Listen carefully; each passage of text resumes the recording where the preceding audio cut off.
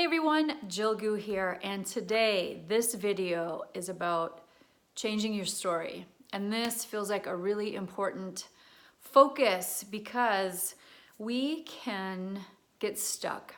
We can get stuck in believing a certain story that we've grown up with our whole lives, and we can identify ourselves with that story. But we also have choice.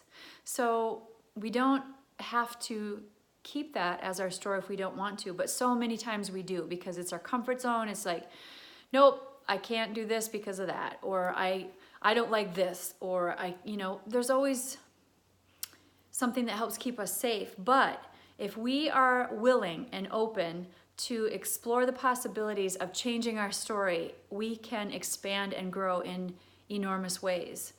I think when we identify ourselves with a certain story, we tend to close down and get stuck, and it's like there's no other way. This is it. Like I can give a prime example of myself. I started having low back issues in second grade and had back issues my whole life, and that was always my story. It's like, oh, I have low back issues. That period. I've declared it, therefore I am. And recently, in the last handful of years, I've decided to stop saying those words, I have a back problem. And I don't say those anymore. And I have really worked on strengthening and working with my back in allowing it space and time to heal. And so I don't have that as my story anymore. I don't have a bad back. I have a very strong, healthy back. But I was keeping that as my story. And here's what I found. I got out of a lot of stuff because I didn't have to lift heavy stuff. I didn't have to, oh, it hurts to rake, so I can't rake all day. I'm gonna have to take a break. I can't do this because it hurts my back.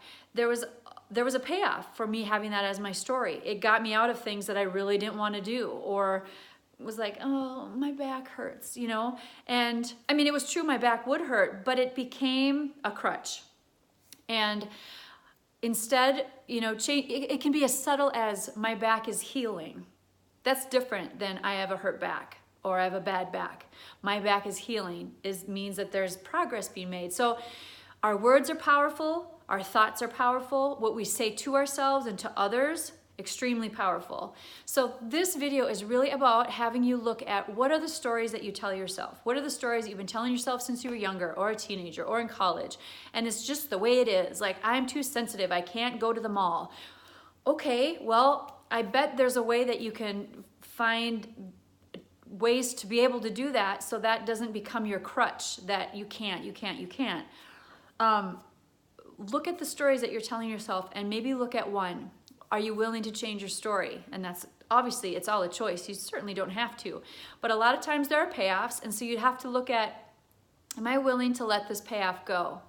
Like for me, it was having to lift heavy things or do things that normally would hurt my back that I really don't want to do. I let that go. So challenge yourself to look at your stories. Are they healthy? Are they still working for you? A lot of times they're outdated because we change fast, but our stories tend to stay with us for a long ass time. Review that. It's time to change your story. That's my point. I'm sticking to it. Bam. Okay, bye for now.